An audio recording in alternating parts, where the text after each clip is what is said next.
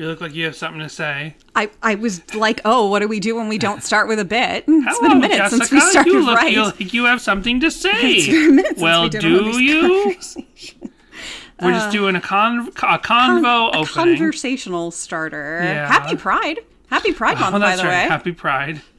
I just finished texting some of my buds Happy Pride Month, so Happy Pride Month to you listeners out there. What are you proud of this Pride Month? I just realized I'm not wearing the headphones. I'm like, about, something right? feels wrong. Not wearing headphones.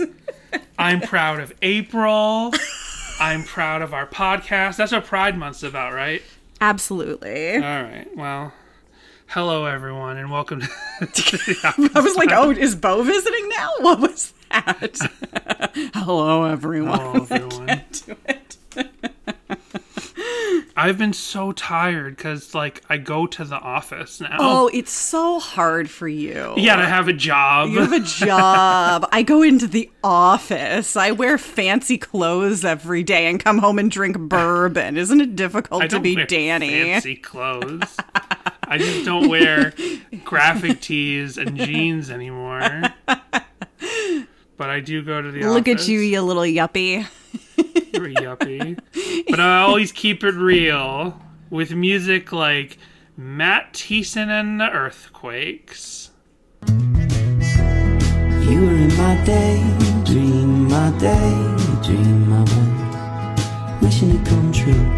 Whatever I imagine's gonna happen, so I'm dreaming about you. Hello, everyone, and welcome to Sadie Hawkins Pod. Hello. April, I'm so glad you chose right as we started the podcast to start eating and going tinkle, tink, tink, tink, tink across the floor. So April, the way she eats she food, looked over. will put the kibbies in her dish, and she grabs a mouthful and carries them to somewhere soft and then drops them out of her mouth and then eats them one by one. She doesn't just sit there and chew the food. She grabs a whole mouthful. It's there in her mouth. She and has to go drop to some form of comfy carpeting.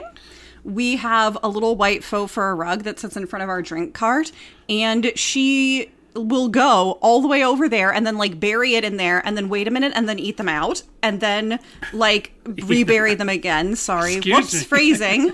Happy Pride Month, everybody. Eat them away. Or she'll take them into the bedroom where there's carpet and we're onto another rug. Anyway.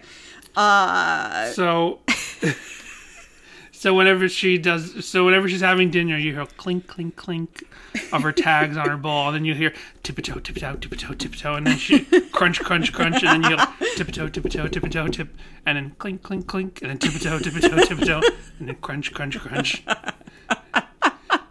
It seems like such a terrible system, really. I right, mean, like she has the food in her mouth. What if we think she'd be a lot skinnier, because that takes a lot of effort. What if we replaced her food bowl with a little food carpet? What if we just put the food in a pile on a carpet? I don't know what she'd do. Then she'd be like, oh, the convenience. I'm almost like burdened with the convenience. So, anyway. Right. Top of the show business. Top of the show business. We do have a voicemail from someone right. who hasn't called in a while. That's right. So let's hear this. Hey, Larrys, this is your corporate overlord Brady calling. I heard you guys talking about John Rubin in relation to C-Spot Rock, and you failed to mention Matthew Thiessen's hit feature on John Rubin's 2005 knockout single, Nuisance, which was #1 on TVU a lot. Fantastic video, great song. And John Rubin is not the Christian Eminem. He is definitely the Christian music voice. Bye.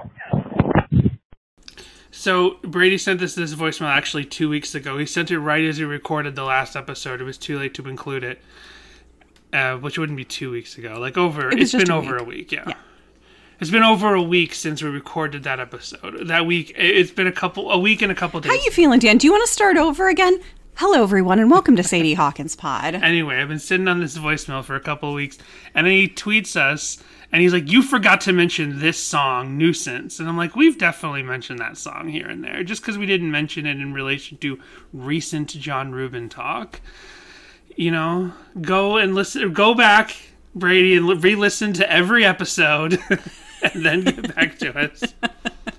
Yes, like John Rubin, that album that Nuisance is on, I think it's the one with Nuisance on it. It just had its 20th anniversary. And so, no, maybe not. It was 2005. So it wouldn't have been the one with Nuisance on it. The one where he's sitting in the pool. The one that was the beginning of emo rap, as far as I'm concerned. The one that came out in 2002. Anyway. I just have to blindly trust you. Well, anyway, John Rubin John Rubin trust fall over This here. doesn't bode well if we want to have him on the podcast. Oh, no. Because I would like to have him on the podcast, and now he's back on social media, and I'm like, is this the chance?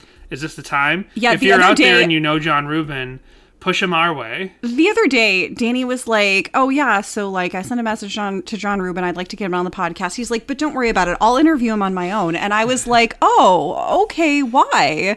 You know, not that I talk a lot during interviews or anything because of my crippling social anxiety, but still, you know, I like to be there as your backup. And Danny goes, what would you ask John Rubin? And I said, how he's dippity doing? Would you only even know that song exists in the last several months? Yep. And I was like, I see now why you did not want me to be part of the interview. I understand now. Well, hindsight is 2020 because it's hindsight that came out 20 years ago as of 2022. Nice. That's the album. So that's not the 2005 album that has Nuisance on it, which is The Boy versus the Cynic. So The Boy versus the Cynic, as far as I'm concerned, is the beginning of emo rap. Not SoundCloud in the 2010s, not even when it gets mainstream with your MGKs and all that. Look, we all know you're a fancy boy with your bourbon over there, but do you mind clinking your glass a little bit less? Goodness gracious. And yeah, I agree with Brady. I don't actually think John Rubin is the Christian Eminem, but he did say it in the C Spot Rock DVD. He made a joke about it. He made a joke about himself being the Christian Eminem. If, Brady, you went and watched all our Patreon content. It's what you're paying for. We did a reminder in case anyone's not on our Patreon. We did an entire live to tape stream. It wasn't a live stream, but it was a video stream of us watching through the C Spot Rock DVD, which was Relient K, Sanctus Real, John Rubin, and the Supertones. And it's like a fake haha documentary with real concert footage. Like they all do characters and bits. Like watch Sanctus Real and Relient K beat each other up. Oh no, Pillar's there as well. Right. So there's 5 bands. That's a big tour. Yeah. Anyway. One of them, I was like, oh, these band members are very attractive. They looked like they would just be in like a normal Hollywood band. I don't know. I can't remember if it was Pillar or Sanctus Real, but I feel like it was Sanctus Real because you kept calling them Sanctus Real. And I was like, I don't think it's Real. Well, it's not. But what do I know? I don't know Kelis, Khalees. Oh, that's the past, Jessica. Let that go. Anyway, yeah, so no.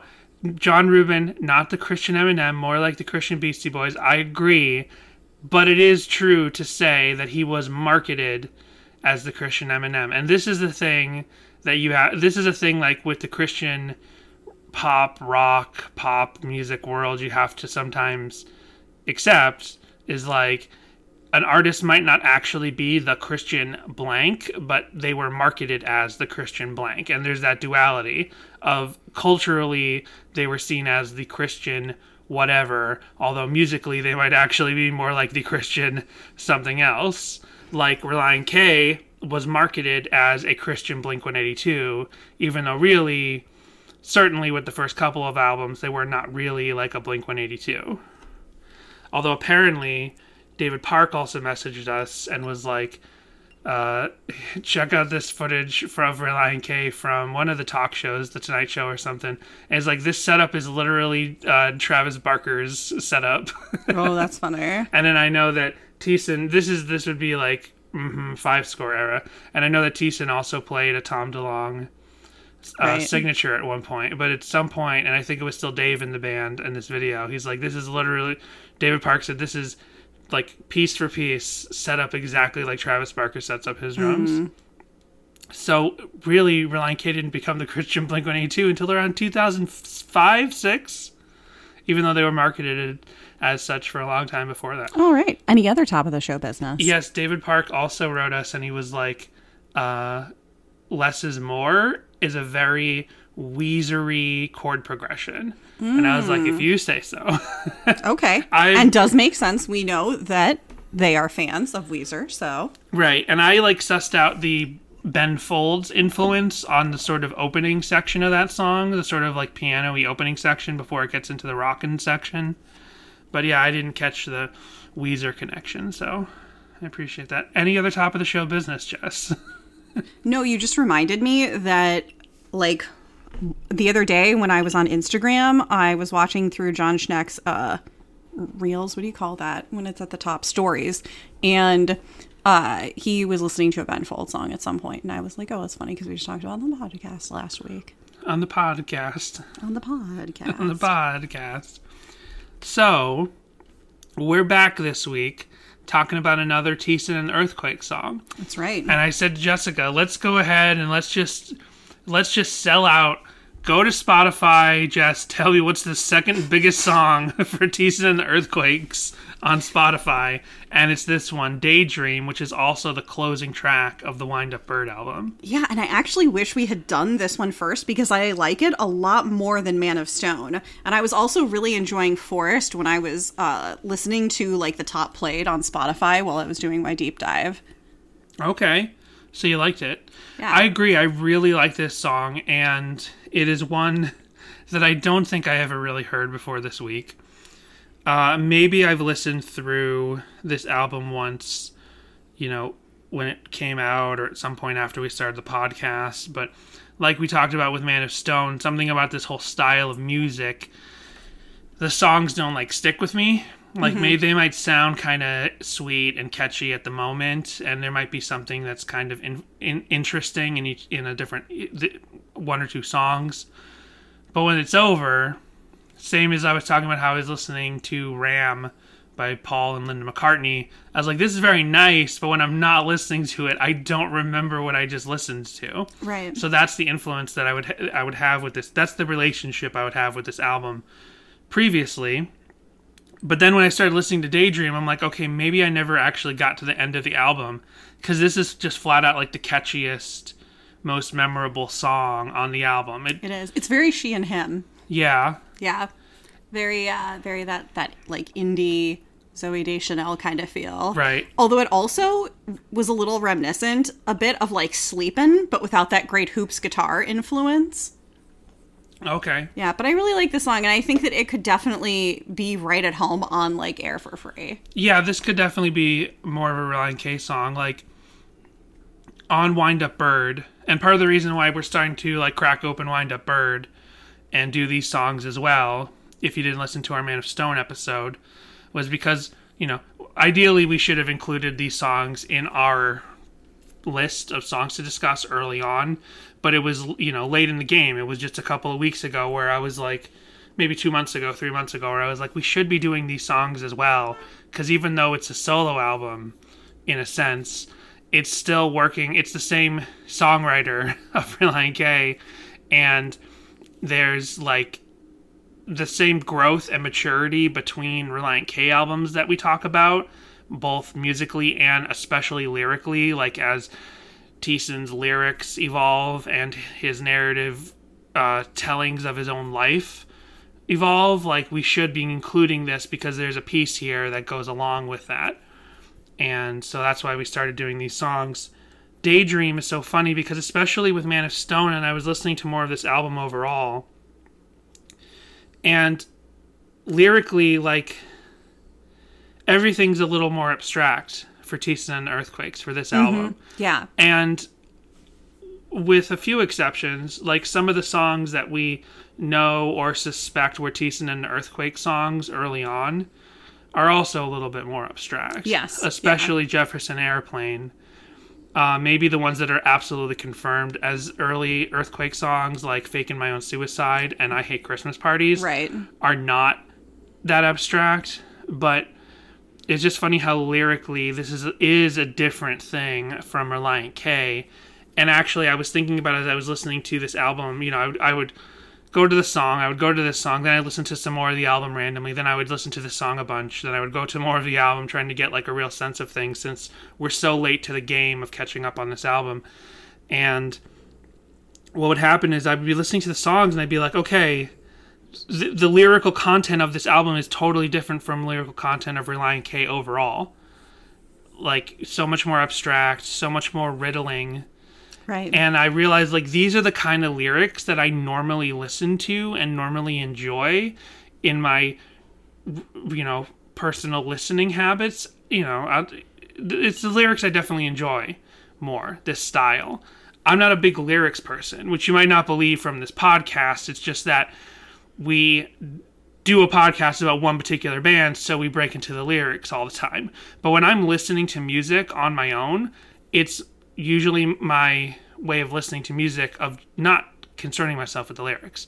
Unless it's all just flat out on Front Street, and they're singing about French fries, and they're like, we love French fries, let's eat them up. And I'm like, okay, that song's about French fries. But if the song is like abstract, or even if it's not abstract, I just don't even listen to the message of a song closely for maybe sometimes years. And then one day it just suddenly clicks. I'm like, oh, this song is about blah, blah, blah. It might be 20 years before I realize it. So like, I'm so much more comfortable with the more abstract song here, and like it's clearly about like a nice winter day, and it seems to be sort of a love song, maybe a wistful sort of unrequited love torch song or something, but not a torch song, but like an unrequited love or a lost love song or just a crush or something. But I'm not like concerned with the very specifics the way I might be with a Relient K song, where everything is just so clearly, he is clearly singing about this specific thing that just happened. He is singing about driving in the car just to drive at the cabin where he's writing the song you're listening to. Like, that is so specific.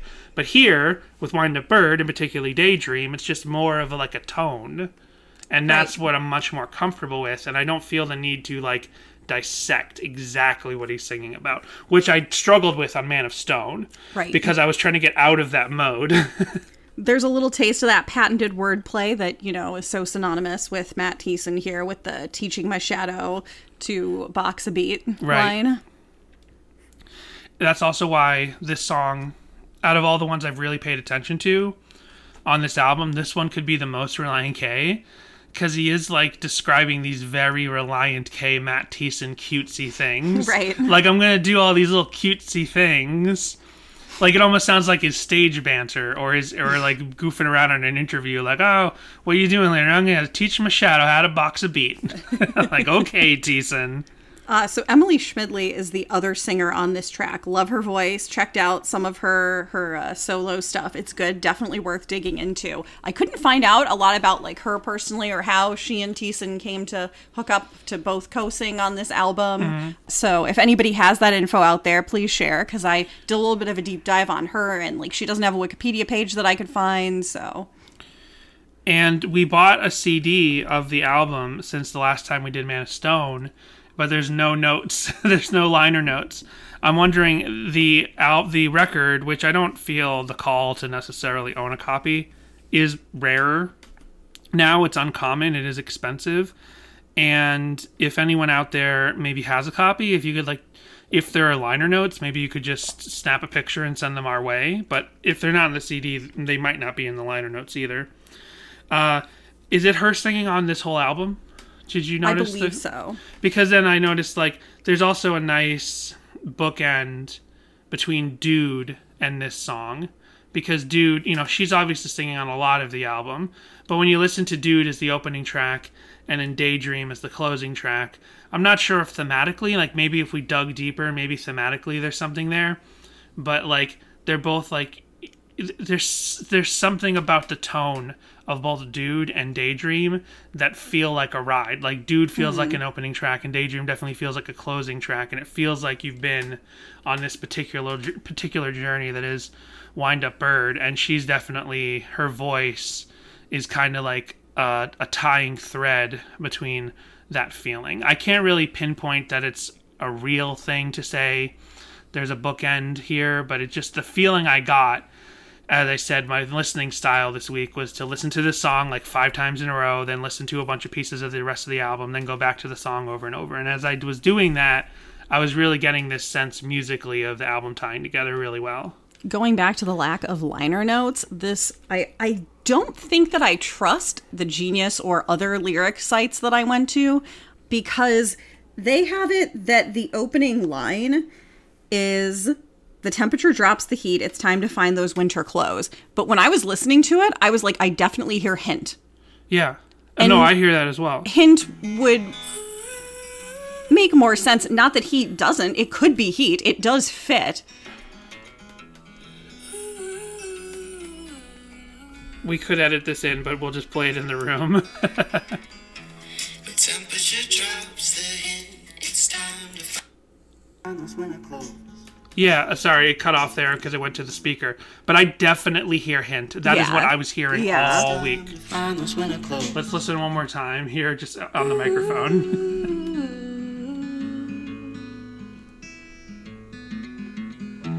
The temperature drops the hint. It's time to find those winter clothes. Oh, yeah. No, I for sure hear hint. And that's absolutely wrong. It says heat all across the internet. No, that is absolutely wrong. Yeah. Because the temperature... I mean, yeah, the temperature drops the heat.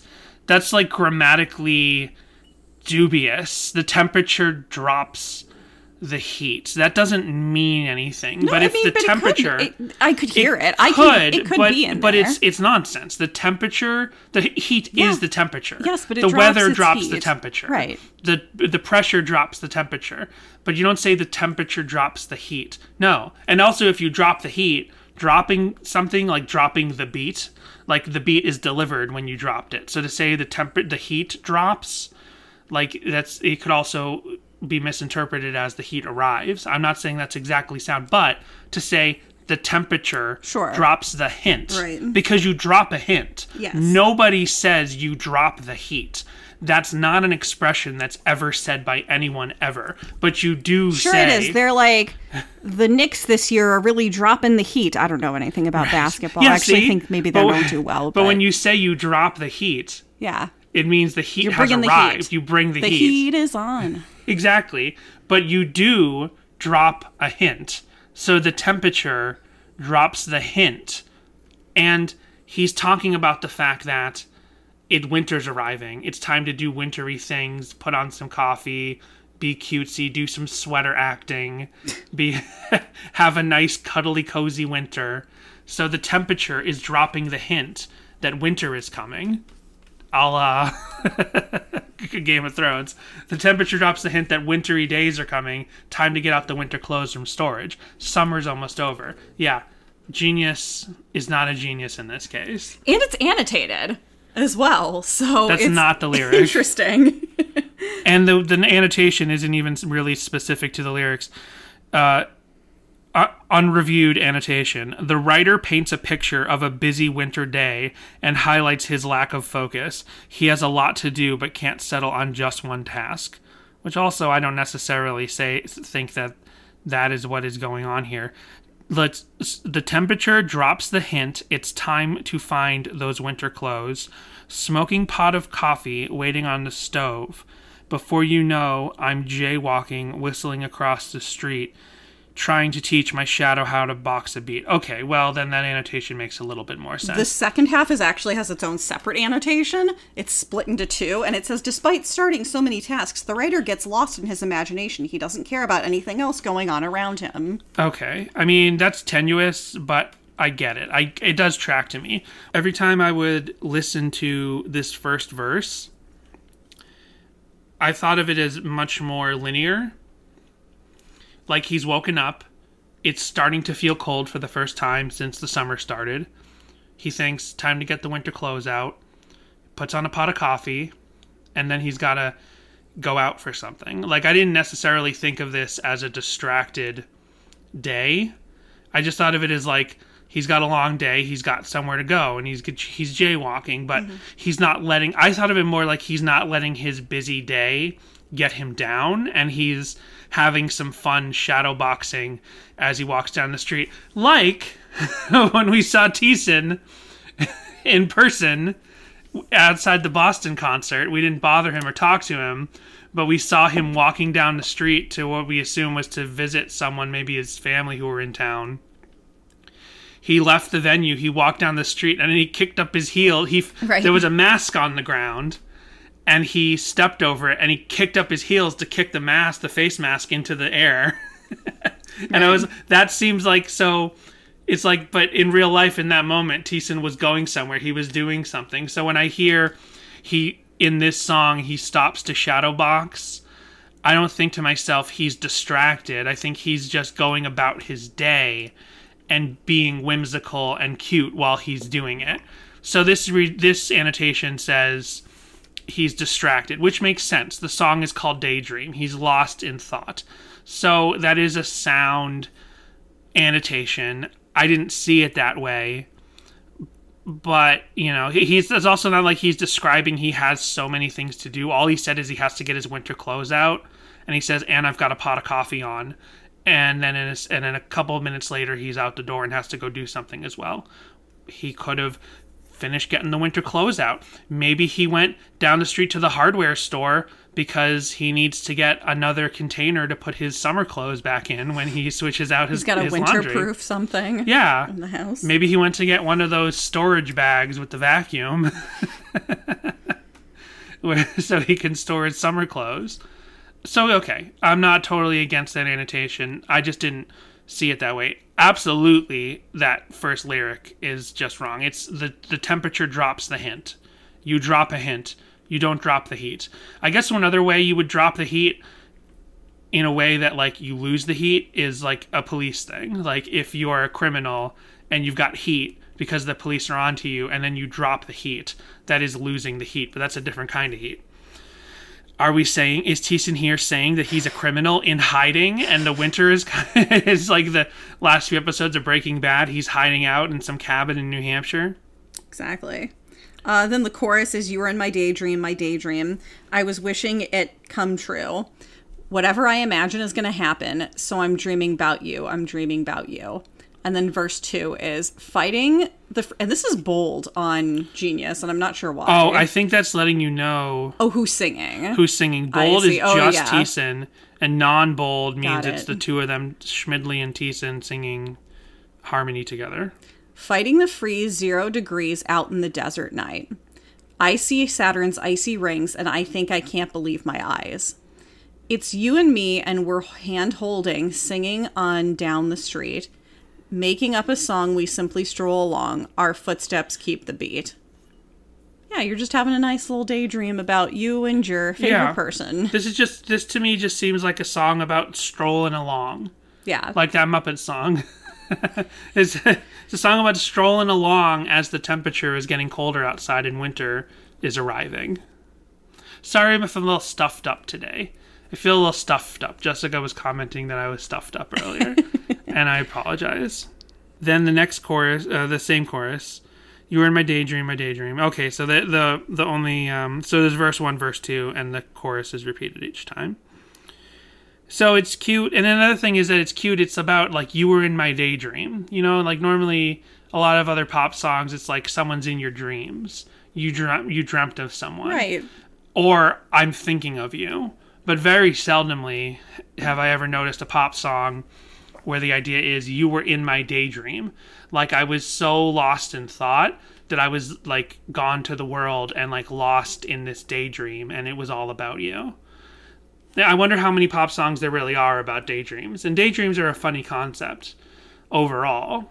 Like in one way, you just think hard about something, But I guess a daydream is just thinking so hard about something that, like, your you're mind dead just to the wandering. world. Yeah, it's just your Yeah. mind off wandering. You're, like, really, really lost in the thought. I mean, Freddy Krueger can still get you in a daydream, right? So Well, can he get you in a daydream, or can he get you when you kind of nod off? I guess you just kind of nod off. Yeah. See, daydreaming to me isn't. Now Yeah, we you're gotta just look up sitting the, perfectly awake, thinking off and about something. Yeah, now we got to look up the definition of daydream. Not to. I think we agreed pretty quickly here, but I just want to see if there's like a clinical. No Daydream explanation Believer of references daydream. in this song. Oh yeah, see now there's the other big pop song about daydreams. There are lots of songs with the phrase daydream in it. Actually, like just searching the word daydream. You like the original, or are you more of a Smash Mouth kind of Daydream believer, Dan?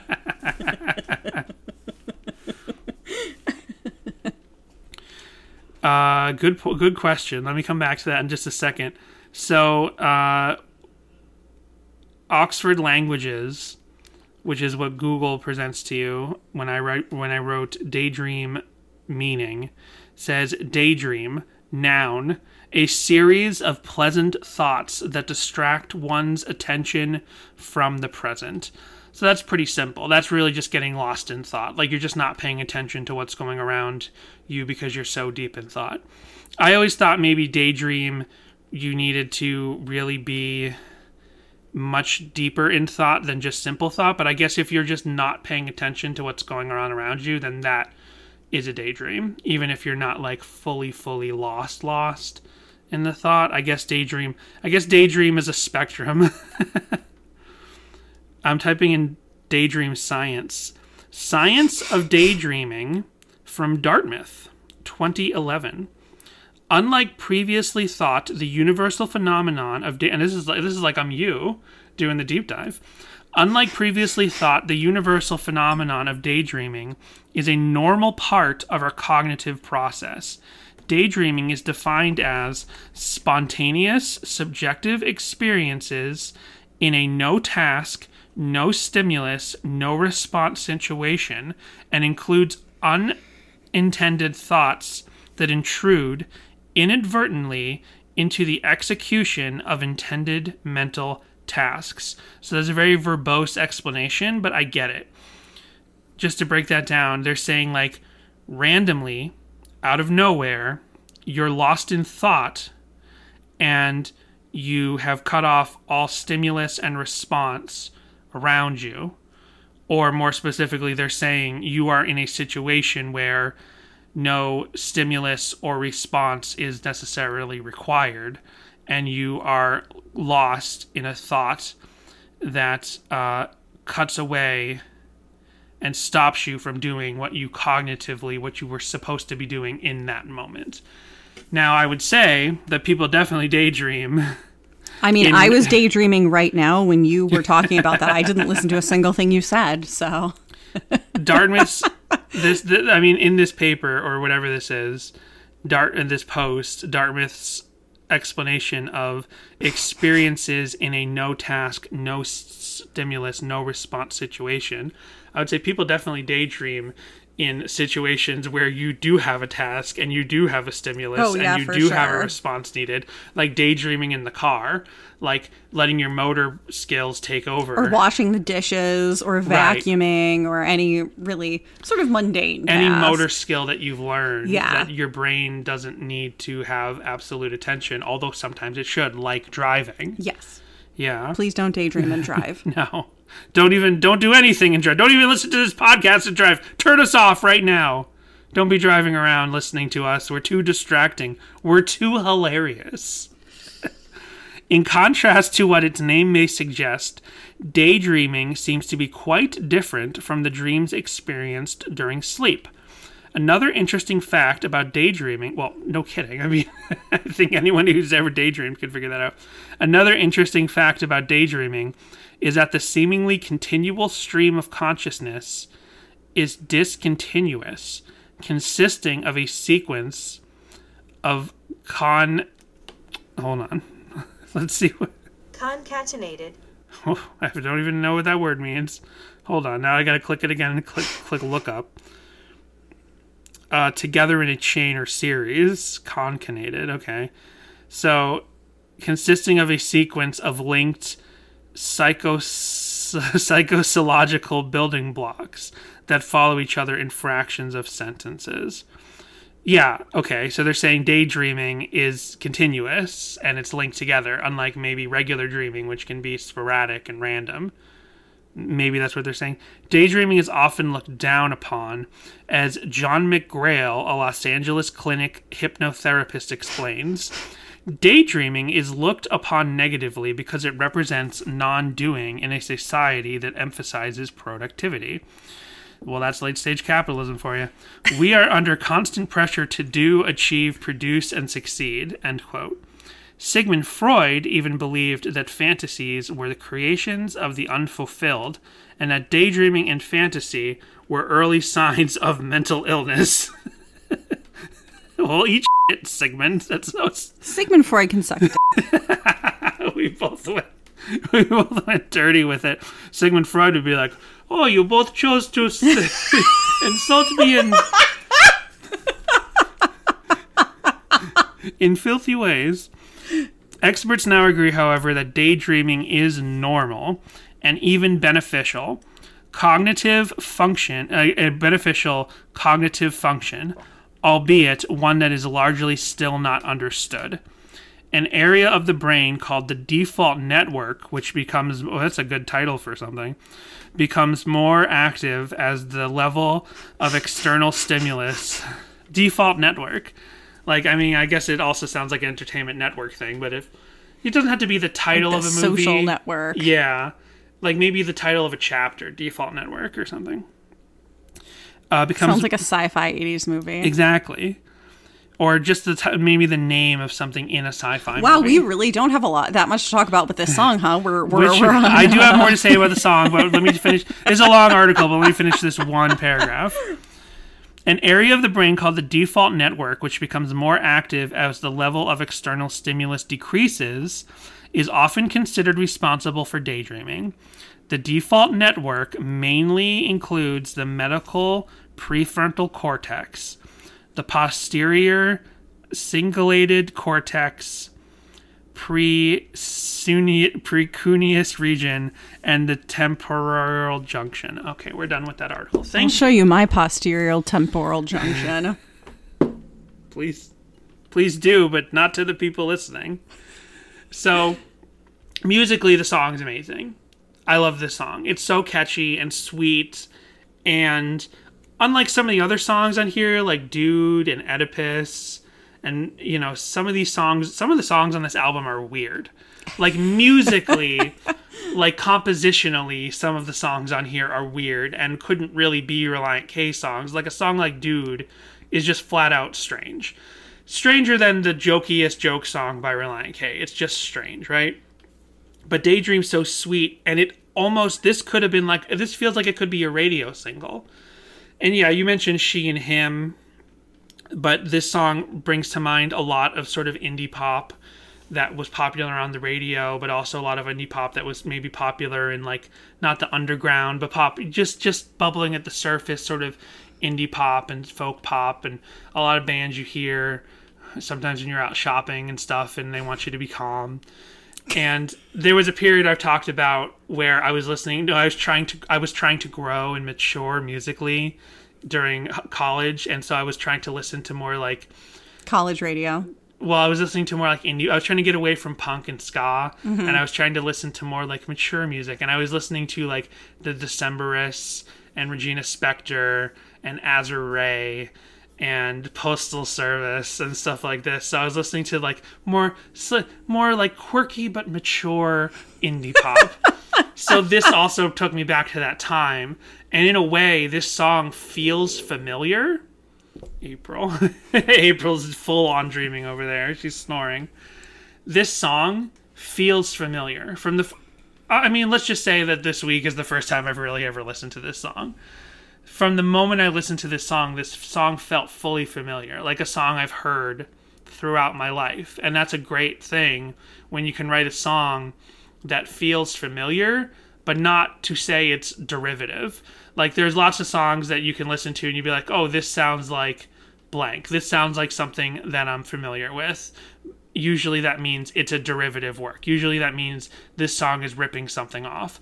But no, I'm saying like this, the melody, the sweetness, and the catchiness sounds like a song that I've known my whole life, but it's not. And I wouldn't say it's derivative. Even if I could peg down exactly what song it feels like, or if you could show me some indie pop song and say, hey, look, this sounds exactly like this song, I'd be like, sure, but if this song still sounds of its own, even if it happens to sound like another song literally. I don't know that it does. Do you get what I'm saying? It's like, yeah. It sounds familiar but not derivative. And like this is the maybe on like a Collapsible Lung, where so many songs on that album sound familiar but they're derivative of other popular artists and other popular sounds that were on the radio. This sounds like the kind of song you'd hear like on a on a nice radio station or a nice store, and you'd be like, oh, that's a good song, what is that? And then you'd Shazam it and you'd be like, oh, okay, and then you'd listen to it.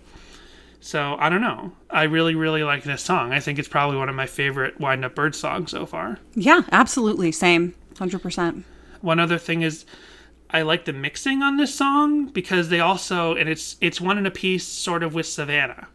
With everything we came to with Savannah, if you go back and listen to our episode on that, where, and this wasn't even like a theory I had about the song Savannah before we started that episode, it was something that developed on mic, that I think the song Savannah, but it's something I carry with me and something I still think that is probably true about that song, is that I think the song Savannah is about a dream, possibly even a daydream, but definitely like a reminiscence and a dream, thinking back to his vacations with his fiance in Savannah and wishing to get back there and find that she's still there. And as he's going through this dream, remembering and reliving the moments they actually shared together there. So, and especially because there's the wistful opening of Oasis that lulls you into the sleep, and then the restfulness, and then you start having the dream about your time in Savannah and wishing she'd just be there again. So this song is also literally about a dream, and it plays a lot of the same production tricks that I feel like Savannah played with the mixing, where there's heavy reverb just kind of like lulling up and lulling down, and instruments are kind of going to the back and then they're coming back up. Like, I would love to see what, you know, there's no credits on here. There's no credits in the CD. Maybe it's on Discogs, but like, who was the mixer, and, you know, was it Markley Townsend? I'm not sure right now, that produced the record. And to figure out, like, you know, what to open up that Pro Tools archive and see what kind of like mixing decisions were made in terms of like, turn up the reverb here, then turn it back down, then push this up, and then push that back, and then push it. Like, especially towards the back end of the song. And then there's this one very nice moment where Thiessen actually leaves the song and he doesn't come back, and it's just Schmidley for the last few seconds of the song, and she's washed in reverb. She's just like, you were in my daydream, just so much reverb, and then suddenly in a second, boop, the reverb's gone, and it's like she went from back here to suddenly she's up here, and suddenly no more reverb, and she's just saying, you were my daydream. And that's a great production trick that I always notice in songs when there's reverb on vocals, and then suddenly the reverb is gone, because it emphasizes, it's like bolding, or it's like the whole song's in bold, and then you take the bold away, so the lack of bold suddenly calls your eye to that line. Oh, April. Jesus, this conversation's putting me to sleep. So that's what I have to say musically about the song. I mean, so many tricks, so many production tricks going on, probably on this whole album, but like for sure, and the bells and whistles on this particular song are apparent. It's one of those things like, you know, good production is like good special effects. You know, sometimes you don't even notice it's going on. Like when we listen to the I Hate Christmas Parties Pro Tools archive video with Markley Townsend, and he's like, oh, I Hate Christmas Parties only has like 8 tracks. That's low for a Relient K song. I was like, really? So there's got to be like hundreds of tracks, individual production tracks going on in this song. Gotcha. Yeah. Were you daydreaming? I was. What were you daydreaming about? About how to find this record. Oh, okay. The actual physical record? Yeah. Like I said, it was, well, it was a Smixel. It was an SMLXL exclusive, and it's not for sale there any longer. And I have looked on Discogs and stuff, and it's like up to $70 last time I looked, because it was a low print count and uncommon. Right. It's an uncommon for sale item. Maybe not necessarily rare, maybe technically rare, but more just uncommon. All right. With that, we will go ahead and take our break, and we will be back with Deep Dive and YouTube Dive. We just want to take a moment to thank you for listening to Sadie Hawkins Pod.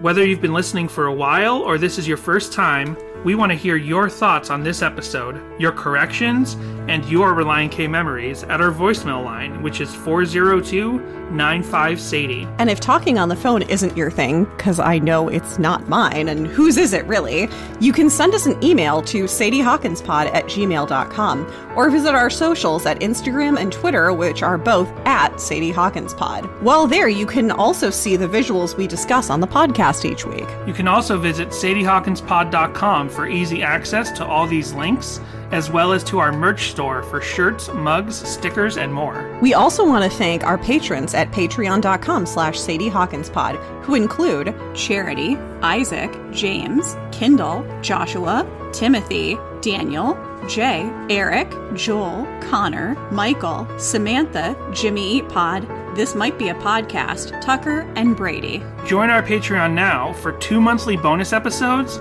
our entire backlog of bonus episodes, which include reviews of the K's for Karaoke songs and chapters of the complex infrastructure known as the Female Mind book. You'll also get stickers, guitar picks, and a special Patreon exclusive shirt when you've donated a lifetime contribution of $60. Ooh, that sounds like fun. Where can I sign up again? At patreon.com/SadieHawkinsPod.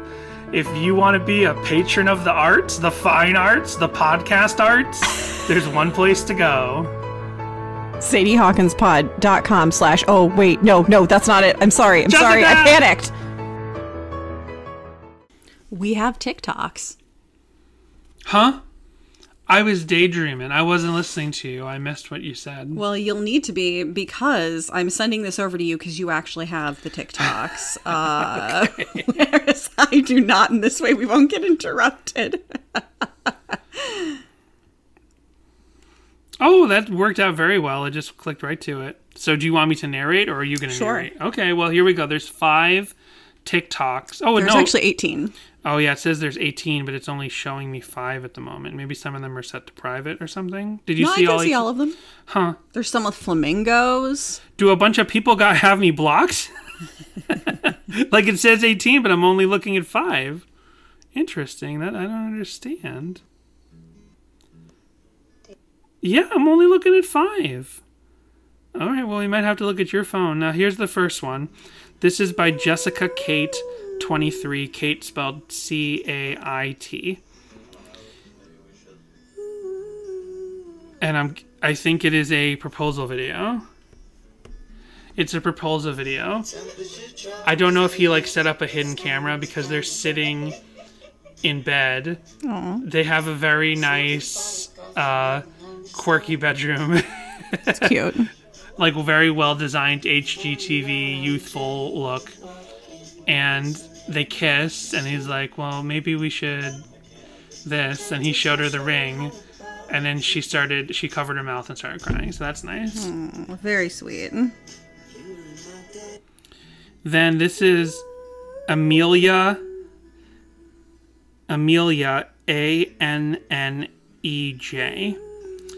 And this is needing to romanticize my life right about now, and had lots of fun doing this. And it's just a compilation of her day. And I needed to start over because I already missed most of it. So, Wednesday, June 1st. Is that today? This came out 1 hour ago. Whoa. I was like... That's so funny. I was like, Wednesday, June 1st? That's today. I thought maybe it's in the past year. Nope. So she runs out. So she looks at the camera and smiles. And then she's running outside. She goes to Target. She has some cereal after Target, I guess. Oh, she plays the clarinet. She booked something on a computer, so she's practicing.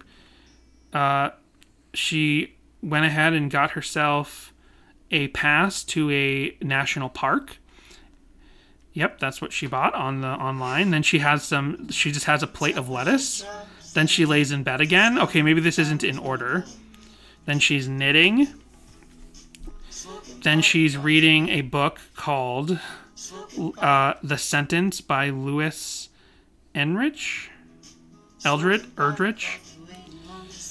Then I don't know what this is she's eating. I don't know what this is. They look like balls. I love this segment is just listen to us stumble around TikTok. But what is that? I don't know. They look like little butter balls. It's a pan full of butter balls. But maybe they're little like dough balls. Maybe they're dough balls, or maybe they're some sort of vegetable. Because then it shows them in a plate and in a bowl afterwards.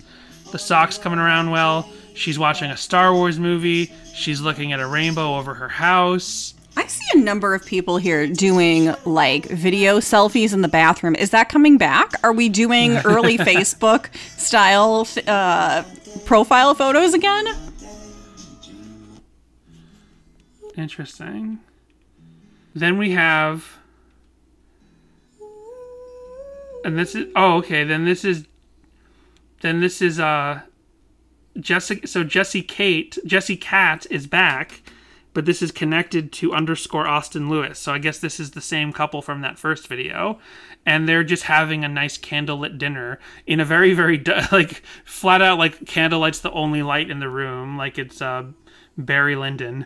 Like, it's so dark and actually a little spooky. And if the music wasn't all nice, I wouldn't know that it's actually supposed to be a nice romantic scene. I would think it's some sort of haunted dinner. You'd think they would have chosen Candlelight as the song to use for this one. It's just a minute long of them just sitting there. They just set the camera up in the corner while they had dinner. I can see the thumbnail of that one, and I thought that they were like eating ice cream or something. Then Moonbeam _mini_farm is just going on a hike in the Okosha Trail MM116.7. And this is an edited together video with obviously some narration about what she found on the hike. And it's just a very nice bunch of footage of a wintry looking scene. When is this from? Lovely. This is from March. Nice. Oh, March 2020? Yeah. Or March 20th. I don't know. I don't TikTok. So I only get to see those 5. I must be blocked. People must have got me blocked or something. I don't know. What else do you see on your phone? I see some flamingos. I see someone in like a fun alleyway at night. I see someone doing art. There's a... Oh, what's this one? This one actually did click in for me. This is just watching cars on a highway. Oh, I'm just playing some random TikTok right now of a Muppet. Okay. Yeah. So that's what we have there. And then... It seems to be the gist of the Daydream TikToks is that they're all quaint, cute, exactly to the specifications of the song. Lots of outdoorsy adventures, lots of twee shopping and knitting days, lots of cute little romances in your very well-designed HGTV hipster house. Right. So we're back at the Merlot 23 blog, and we're just going to go over what they had to say about this song. This song won't be in anyone's daydream. I didn't enjoy it at all. That's what a real critic would say. 11, Daydream. The album closes on another one of its shortest tracks. Most of them have hovered around the 3-minute mark. With this one, a handful of others wrapping up not long after 2.5. Once again, working the twee pop angle and using Ellie's vocals promptly enough that this almost feels like the sort of duet Zooey Deschanel would want in on. Yes, I somehow managed to shoehorn in a reference to her 2 reviews in a row. I can't help it. She comes to mind whenever I think of excessively cutesy acoustic pop songs. This one has a slight skip in its step as Thiessen muses, whatever I imagine is going to happen, so I'm dreaming about you. It's a pleasant thought to end the record on, especially as Ellie's last few lines gradually fade into the last few twinkling piano notes. But given all that's come before, I have to wonder, is this a celebration of total bliss in a relationship, or just a man living in his own head, unable to escape the unfulfilled longings of his youth? Taken on its own, there's no reason to see this one as anything but charming, but taken as the final thought on an album where playfulness often masks emotional turbulence and uncertainty about the future, it plays as mildly tragic. I like that ambiguity. It adds a touch of depth on the record that might otherwise seem too slight and cutesy for its own good. Grade B+. What's this song worth to them? $1.25. Alrighty. And then, because I don't believe it came up last week, last time we covered Wind Up Bird, there's a blog called nocoda.org that reviewed this album. 20 years after he formed the pop-punk band that would come to dominate youth groups across America, Matt Thiessen finally gives us something totally opposite from the likes of the engine that made him famous. His recent output with Relient K has hinted at a steady change within him as they've matured over the 2 years. The likes of chapstick and chemistry classes are way in the rearview mirror and has made way for large collaborative efforts, 2013's Collapsible Lung, and alternative pop rock, 2016's Air for Free. Going into Wind Up Bird, I didn't really know what to expect. The few scattered tracks over the years that he had recorded under his moniker only appeared on compilation albums, and only totaled 6 tracks since the first one surfaced back in 2001. 4 originals, 1 cover, 1 acoustic version of Faking My Own Suicide. That's it. Most were piano-heavy ballads, and while enjoyable, were standard singer-songwriter fare, save for 2001's I Hate Christmas Parties, which will rip your teenage heart out every time. Is this what we're in for, more of the same? Not at all. We always knew that Thiessen was more than a singer in a pop rock band, and Wind Up Bird proves it. Did we? I'm just kidding. The record is incredibly restrained with brilliant horn sections, beautiful harmonies courtesy of Ellie Schmidley, and intricate structures and storytelling. There's not even a slight dose of anything close to punk or rock. Forest is one of the highlights, with Robin Hood and Little John jiving their way through the innocence of their youth. Climb is another stellar track showcasing a powerhouse vocal from Thiessen, the likes of which we have never heard before. And he aches from trenches. Relationships need not be pressed to the limits that you test them to. What if they abandon you? I'm Gonna Cry cripples you again, only to turn around with Daydream, which closes the record perfectly. It captures the musings of a possible new love in about as sweet of a way as you could ever hope to experience for yourself. We've all been there. Matt just magically wove it into a 3-minute track. Wind Up Bird is perfect from start to finish and worthy of your immediate attention. Nice. I was daydreaming, not paying attention to what you were saying. You weren't daydreaming, you were typing on your phone. Actually, I'm typing to the LA Nation, which is, I don't think I've ever talked about it before on this podcast. Oh, don't you? You don't think you've ever talked about it before? Well, have I talked about specifically our FaceTime group called the our Facebook Messenger group called LA Nation? I'm pretty sure. It's all the Los Angeles people that we met because of Blink-155 fandom, listening to them. David Park's on here, Emily, Rick, who else? I don't want to leave anybody out. People we've maybe not talked about before. Steve, Erin, and Shannon. Shannon never chimes in. Well, anyway, and Jessica. Jessica doesn't even like Blink-155 or didn't like Blink-155, but she got added just because, so she could track me. No. Anyway, I'm talking I don't about... actually know how I ended up in there. I don't even have Facebook. Now I just have Messenger for some reason. It just stays there. I'm not sure. Yeah. Randy's Donuts is opening a San Fernando Valley location. And I was like, oh, look, Randy's Donuts, famous donuts, San Fernando Valley. And then I was just letting everyone know, actually, the best donuts are Donut Hut in Burbank. Those are the best donuts in Los Angeles. So anyway, and so because of that, I That wasn't was very paying attention important to anything to you were share. reading. Yeah. So there is only one cover of this song and no live performances. No live performances. And the cover is by friend of the pod, Sam Henson. Nice. So this is from 2 years ago. And Sam here is live at Old Ironsides in Sacramento, California. Jessica, we could have gone to this. We could have drove up to Sac and seen Sam play. We could have. Daydream by Matthew Thiessen and the Earthquakes. So, we had just started the podcast. So here is Sam's cover of Daydream. Yeah, so my name's Sam. Hey, Sam. Hi. I think we're doing a little cover that's like a winter cover, so it's called Daydream. So, get under the cold covers. Get under the cold covers. That's right. She's doing a cover. Everybody give it up for Sam!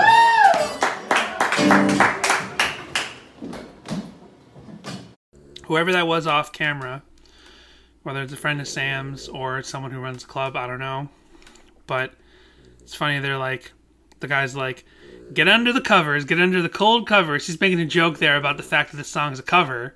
But does he know that the song is about winter arriving and getting cold out? Coincidental? Yes, probably. Temperature drops, then it's time to find those winter clothes. Smoking pot of coffee, waiting on the stove. I'm sorry, we have to go back and just double check what Sam's saying. If it's temperature... It was hint. Hint. Oh, good, Yep, good. definitely. Okay. Before you know I'm jaywalkin, whistling across the street. Trying to teach my shadow how to box a beat. How to box a beat. You're in my daydream, in my daydream house. Wishing would come true. Whatever I imagine's gonna happen. I'm dreaming about you.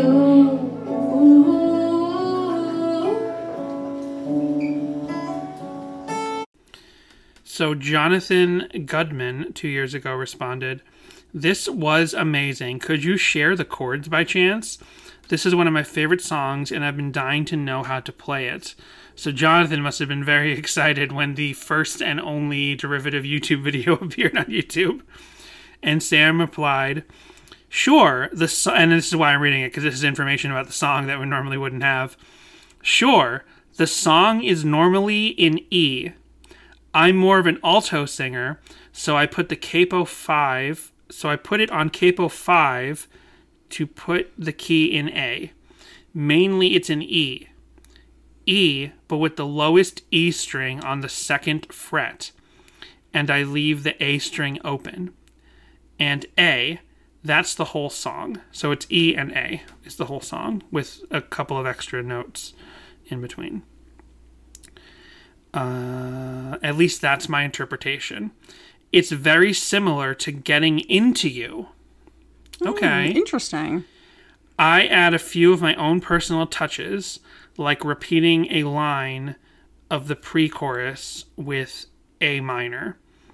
So if you like those, I can write those out for you also. I just had to read that out because we don't normally get those kind of details about the chords. Yeah.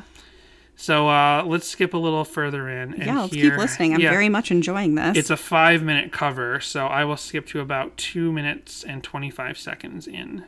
Oh, sorry, it's not 5 minutes. It's 3 minutes and 48 seconds. Whatever I imagine's gonna happen. I'm dreaming about you.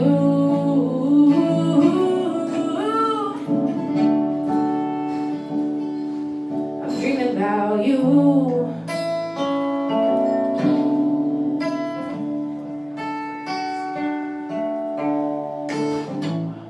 You're in my daydream,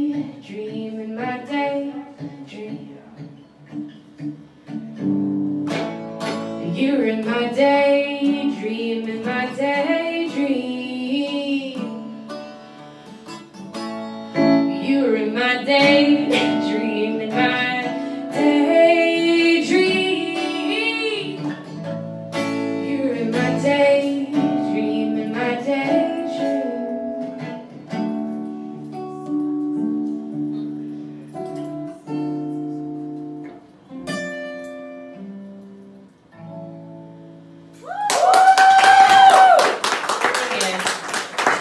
That's great. Love it. That's wonderful.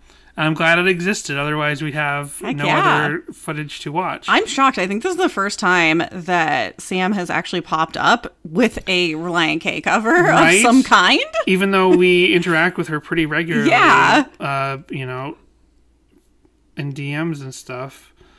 Let me see what else Sam has done to see if I've ever missed any covers for songs we've already done. You Can't Always Get What You Want by the Rolling Stones. Well, damn, when we did that episode, we missed this cover. There's a Neutral Milk Hotel song. Oh, Forget Not Slow Down, the song, which 3 years ago, so maybe this was online and I missed it when we did that song. But we'll play it for sure when we do our revisit of Yeah, we are doing a revisit of that episode, so don't delete that cover yet, Sam. And then the only other song that I guess we'll be back to check out is Forest, a cover of Forest from this album. Oh, I'm excited about that. I like that one. Yeah, and I forgot to mention, but I always note how short... Sorry, there was a fiber. I just pulled at the pop screen. One of the reviewers said this, but I have always noticed every time I check out this album, or these last few times that we've discussed this album, how short it is. It's only half an hour. It's only 33 minutes. Oh, really? Oh, wow. For a folk indie pop album, 33 minutes with a standard number of songs, 2, 4, 6, 8, 11 songs at 33 minutes. Like, I guess you can't... And Relient K has some 5-minute songs. I mean, they have Deathbed. They have way more than that. But I guess you can't break that, like, pop punk mentality or that pop mentality if you're just used to like 2-minute, 3-minute songs. Or I mean, I'm sure he can, but I mean, maybe he just wanted it to be, you know, a more concise album, like a Relient K album, like a punk pop album. So, because there's nothing else really for covers, I tried to do some deep searches, and I did some, I always forget what they're called in the YouTube world. They're like special search functions that you can use. Like if you write in title as one word in title, and then a colon, and then a word, it'll only search for that word in title. So I wrote in title colon Thiessen, and then in colon title Daydream, and the only thing I got was Sam's cover. So I was like, well, let me double check if anyone, you know, cut Daydream into 2 words instead of a compound word like it's supposed to be. So I go and I type in title colon Thiessen, in title colon day. And I found a bunch of little videos about people who are also named Thiessen and how their day is going. Amazing. Did you try like earthquakes and Daydream or anything? I did, but this was what I found that was worth talking about. Oh boy, is this what we're ending on? More or less, yeah. So this first one is this is Mike Thiessen. This is Mike Thiessen from 4 years ago from the Natural Landscape Group. Oh, all right. What you got for us, Mikey? So this is some sort of landscape company, and you're getting to know the people who work at the landscape group. Driving on the highway, and let's turn Mike up here. But I've learned to love it. I'll listen to podcasts. I'll listen to music. I'll get pumped up about my day. I like to plan the day before what I'm going to be doing, so there's no surprises when I get into work. Once I pull into that parking lot, the game's on. They really want you to know make sure people have, about the people who work for your landscaping company. I like to listen to podcasts on the way to work. I need coffee in the morning. That's like, do you think he listens to this podcast? I don't know what I do without it. I'm sure most of you can agree. I hope not. So once I get in the office, so he loves one of the first coffee. things we do is Sure. Everybody everyone loves coffee, especially if you work in landscaping. It's updated daily, and we start our day. I know someone whose first job was landscaping, and then he became a punk rocker. His name is Mike Herrera. Design priorities, as documented in the song "Let's Ride." All of our details are kept on that board. So some days I'm on site doing construction or woodworking or whatever needs to happen. I didn't show Jessica what Mike looks like. Other days he looks like he could be related to Matt Thiessen. He's blonde. What's on the board and what the priorities are. He's I love designing, but I also love building. A man. So if it's woodworking or trim work or some sort of detail finishing job, I'm there. I love doing that. And stop your daydreaming, Jessica, and listen to what Mike has to say about landscaping. I am. Gets their hands dirty and, just has a great time. And I love Can we meet any other members of the National Landscaping Group? I get out there and I get behind it, and I love doing it. At the end of the day, we do what we need to do, whether it's on site to finish up, whether it's cleaning up or preparing for the next day, whether it's getting materials allocated or good business practices, really. Communicated. We only can get to know one other person at the company. His name is Dave Macalus. Macalus. I can't pronounce his last name. Forward. So I don't try to. Oh, but then Davis Santos has a project story for us. My meditation time in the car. Oh, that's nice. Calm my mind before I step into. Oh, he does meditation. It's very important. I'll save you some of the details, but the Thank most you, important Mike. thing I do when I get home is making sure my dog gets out. Oh, what a cutie. Nice dog. And he needs to get out and get some activity too. Once I've let the dog out, I try to take some personal time. The dog had this look on its face like, you're not taking a picture of me, are you? So here is another thing of Thiessen and a day. Oh, and a bunch of stuff came up. Something we never talk about is, of course, Tiffany Amber Thiessen. Right. Because it just seems like such a trite thing to talk about, like Thiessen and Tiffany Amber Thiessen. They spell it the same way, but Thiessen pronounces it Thiessen. Does it seem like a trite thing to talk about? It seems like it to me. It seems like you learn that Matt Thiessen's a person and you want to make Tiffany Amber Thiessen jokes. Especially since a lot of people don't know how to pronounce Thiessen. The only reason most fans might even know is the fact that they name drop him specifically on the first album. They're letting you know Thiessen's name. Then it made me wonder, is Tiffany Amber Thiessen? Should it be Thiessen? Is it supposed to be Thiessen? But she didn't fight she didn't fight the storm of most people assuming it's Thiessen, and she just let it be Thiessen. So there's a couple things on YouTube about Tiffany Amber Thiessen shows you how to start your day right with a nice breakfast. Nice. We could watch one of those, but instead we're going to watch Willard Thiessen and Sharon Janes on It's a New Day from 12 years ago, and this is from New Day Ministries, and this is some sort of Christian Christian small market talk show. I thought that when Tiffany Amber Thiessen started her day, that her mom gave out a warning and she doesn't think she'll ever make it to school on time. By the time she gets her books and she gives herself a look, she's at the corner just in time to see the bus drive by. It's all right. She's saved by the bell. She's saved by the bell. It's so funny because I for a second I was confused because she's the one actress that was on both shows. She was on Saved by the Bell and 90210. So I got confused. I'm like, this isn't the 90210 theme song. But who would ever think about her being on 90210? When was that? She was on the show later. But it was a thing in the 90s, and I think people still talk about it today. There's always are you a Star Wars or a Star Trek person? There was always a discussion about the fact that the two biggest teen shows were Saved by the Bell and 90210. Gotcha. And one was a drama and one was a sitcom. But it didn't matter. They were considered, so fans would talk about. I remember kids would talk about the differences between the shows. And then Tiffany Amber Thiessen showed up as a cast member on 90210 in one of the later seasons. Gotcha. So anyway, here's Willard Thiessen and Shannon Jays, like I said, on some small market local Christian talk show.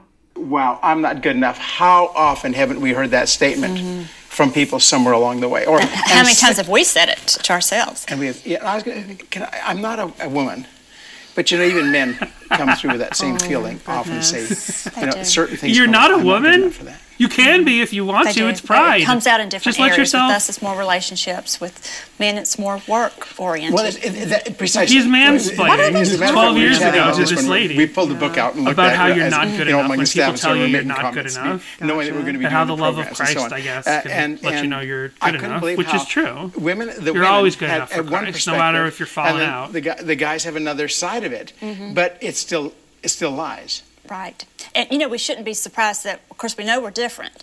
But even when we're going to talk about what happened in the garden. But Oh, good Lord, no. Thank goodness. No. I was just about to turn it off because I'm like, I'm not sure if they're going to talk about what happened in the garden. Now, which garden do they mean? The Olive Garden? That's what I was going to say. The Olive Garden where Christ was betrayed.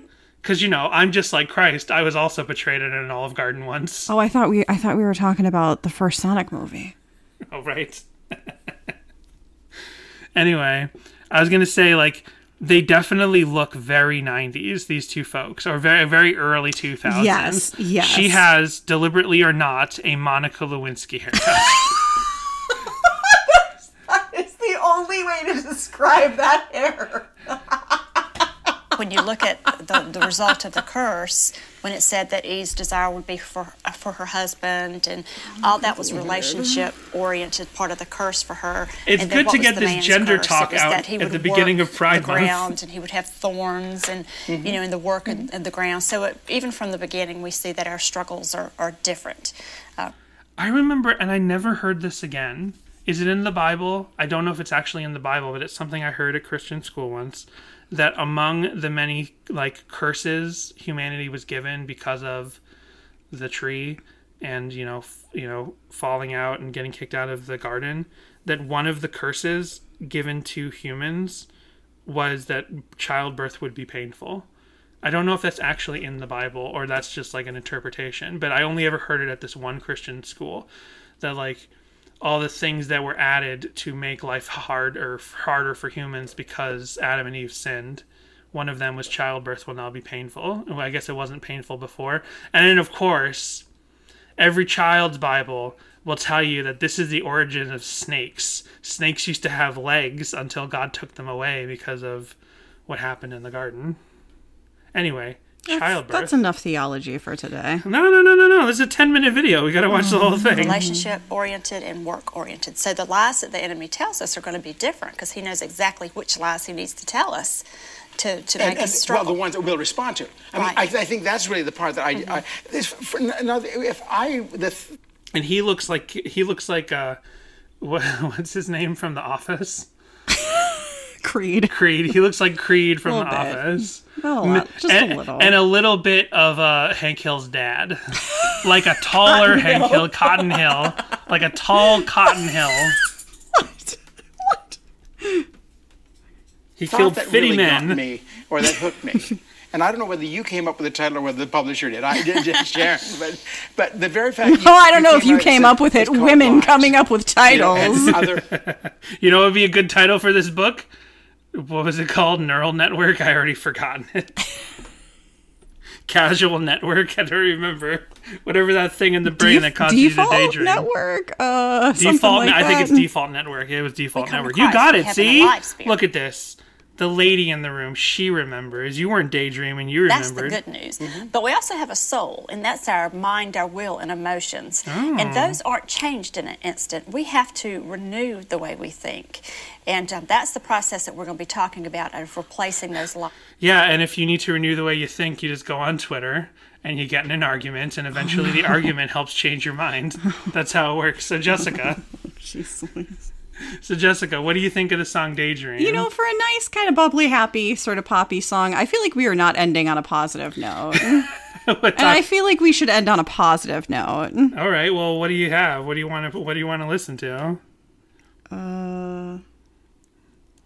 What's something? No shipping videos for this, really? Oh, no, there aren't. Not Red 5 and Star Trek 7 or whatever. Or your shipping address? Well, here, we'll watch this Google commercial.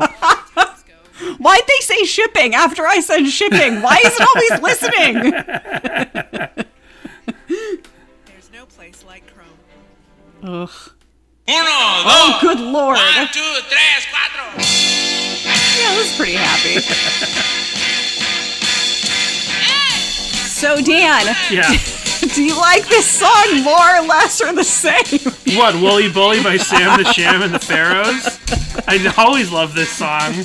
I love it more and more every time I hear it. Can you turn the cultural appropriation down a little bit for a second, Danny? You know what? I've never seen the artwork of the Yeah, song. yeah, real unfortunate. If you can turn it down before we get They're literally in copyright strike for a number of things. Here I am, I'm thinking like, what's a fun? I was actually listening to this song earlier. I was listening to like some random '60s like fun party rock playlist or something, or I don't know, whatever year this is. Some like old party. Right. Anyway, playlist. They also do "Hey There, Little Red Riding Hood." That song okay. that was on my patrons know it. That was on my my Halloween playlist back in the day when we did that a couple years ago. Well, I did not realize that on the cover of one of the Sam the Shams, it looks like they're in blackface. They're I mean brown face. Yeah. Okay, so we're gonna move on. Danny, did you like shit? Did you like this? You just completely threw me. Okay, hold on.